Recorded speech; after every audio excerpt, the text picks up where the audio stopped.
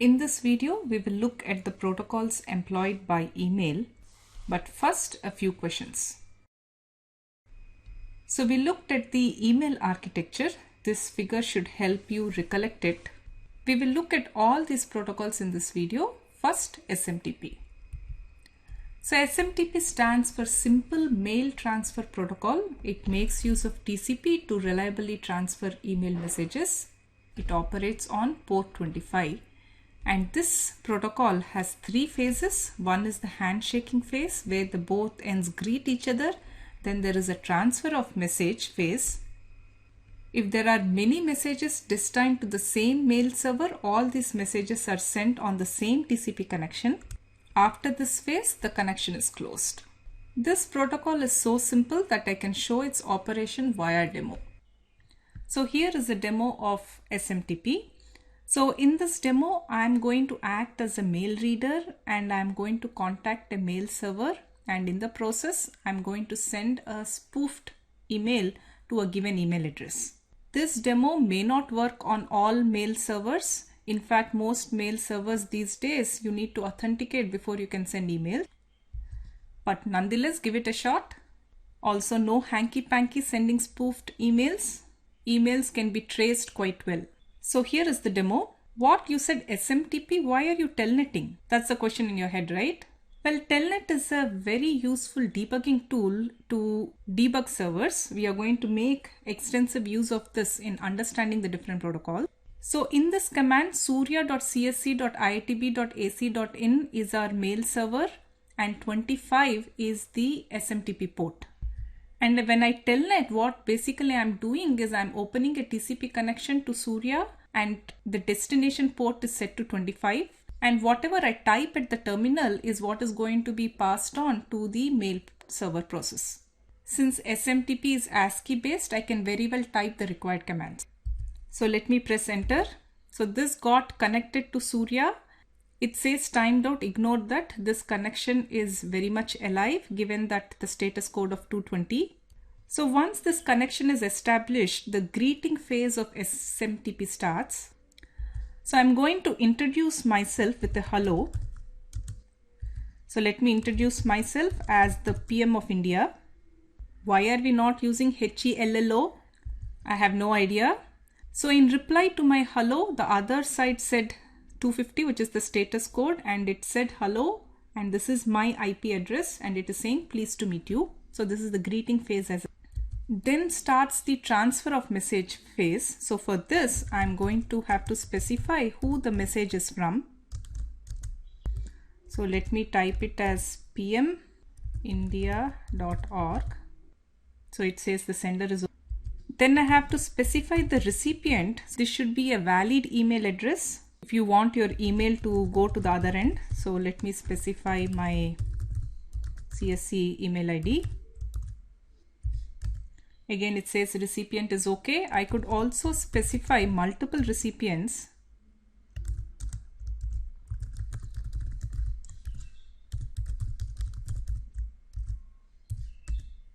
So it accepts this recipient. Normally, all these commands are actually sent by the user agent after extracting it from your header fields. Since there is no user agent, I am the user agent, I am typing these in. Then I need to type the body. For this, I need to specify the data command. It says enter mail and end it with a dot. So let me enter the mail.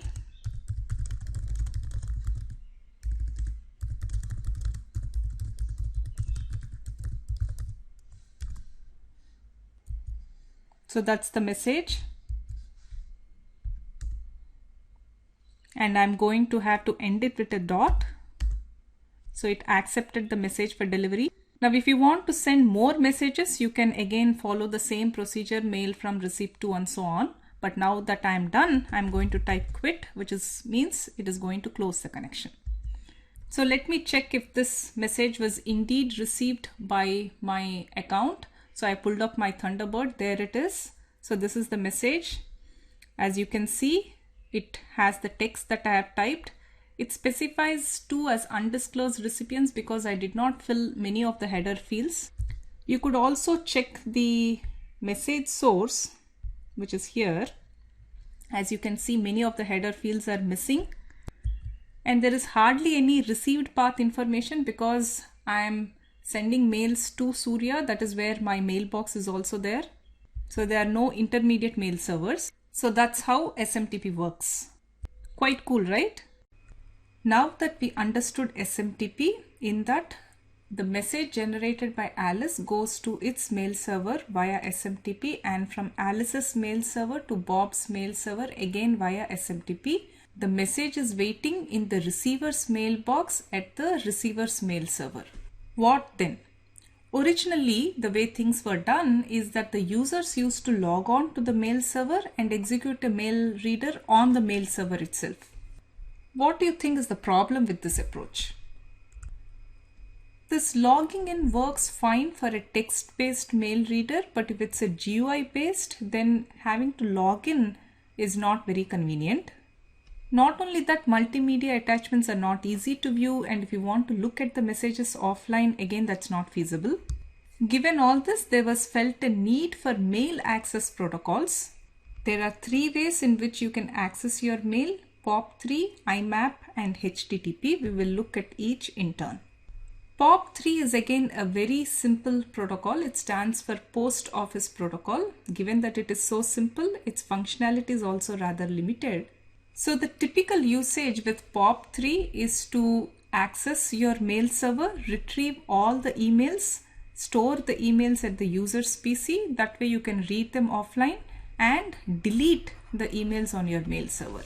By the way, you could also keep them on the mail server, but most mail readers delete the messages once you retrieve the messages because you want to save space on your mail server.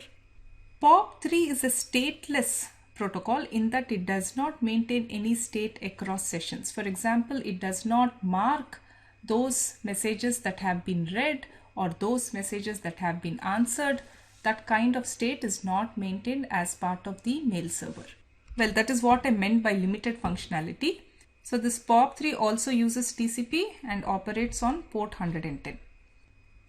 Like in SMTP, it also goes through 3 phases. One is the authorization phase where the user is authenticated via username password. Then there is a transaction phase where the messages are retrieved. Some can be marked for deletion, and you can also obtain some mail statistics. After this, once you do quit, the server is going to delete whatever messages you have marked for deletion. The main problem with this protocol is that it has poor support for remote multi-machine access.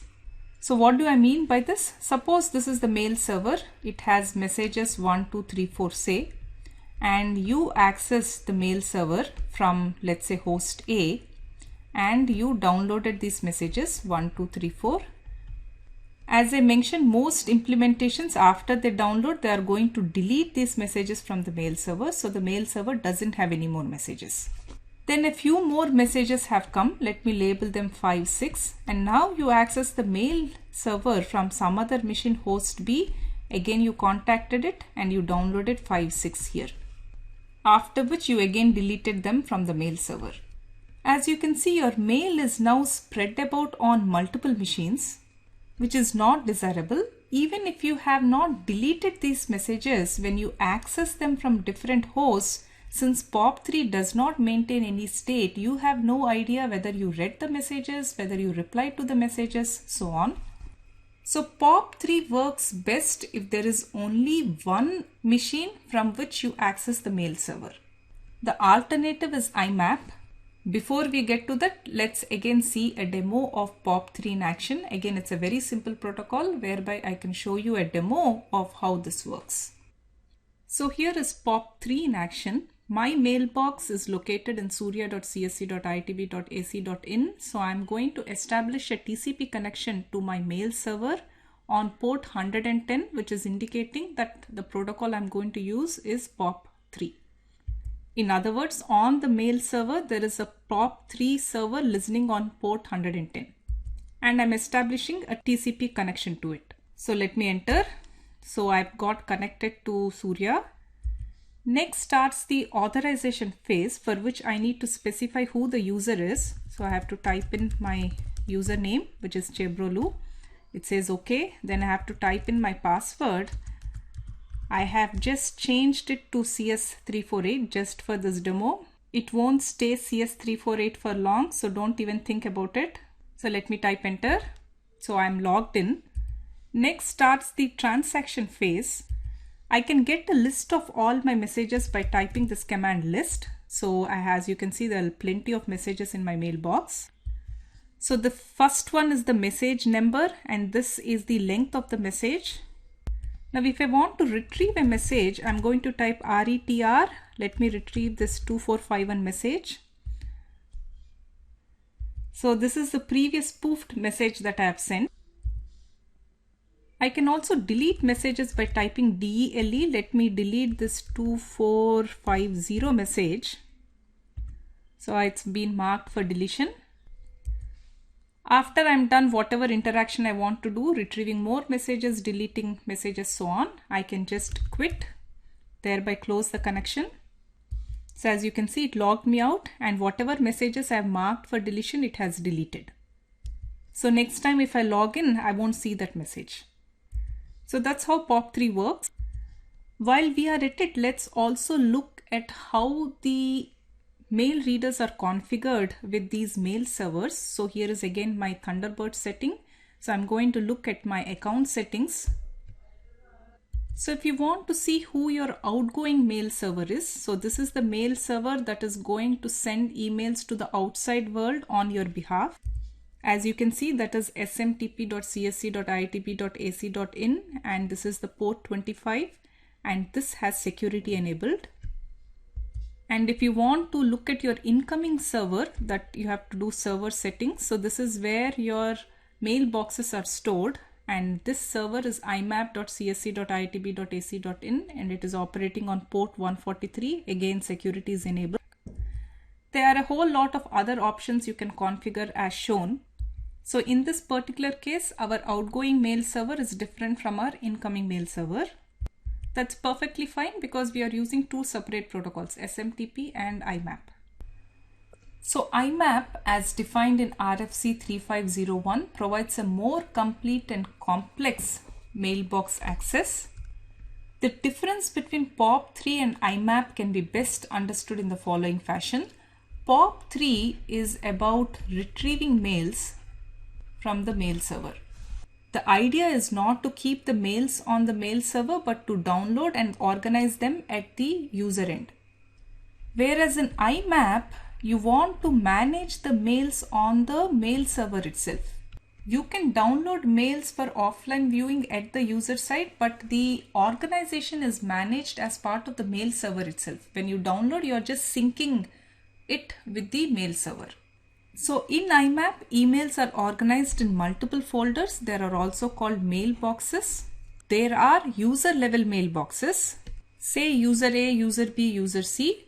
Here, for a given user A itself, he may have multiple mailboxes within. These are the folders, inbox or whatever other folders you create. Unlike POP3, IMAP maintains user state information across the sessions. In fact, that is its strength.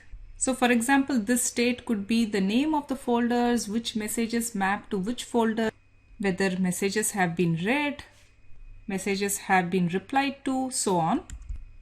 So IMAP also uses TCP and it listens on port 143, but if you are using security features, the port assigned is different, that is 993. Here are a few other interesting features of IMAP. IMAP clients stay connected. Unlike POP3, which connect, download and disconnect, IMAP clients are constantly connected to the server. This results in faster response time because whenever new messages come, you can quickly download them. IMAP also permits multiple email clients. By different clients, I don't mean different users. It's the same user but different readers. One may be from your laptop, one may be from your smartphone, so on, to simultaneously connect to the mailbox. So whatever changes you make on one reader will get updated on the mail server and thereby reflect on the other reader. Another very useful feature of IMAP is its ability to permit partial fetch. For example, you can just download the text and not attachments. This may be useful when you are operating over a low bandwidth link. Let's say a dial-up modem. This I have already mentioned. It keeps track of message status, whether they have been read to, replied to, whether something has been marked for deletion, so on. And it also permits server-side searches, in that you can search for messages with certain subject line or from a given user, so on. I unfortunately can't show a demo of IMAP because it employs security features, so whatever is sent is encrypted. But I will encourage you to collect a trace and see how the message exchange happens between the client and the mail server. There is yet another way in which you can access the email, which is via the web.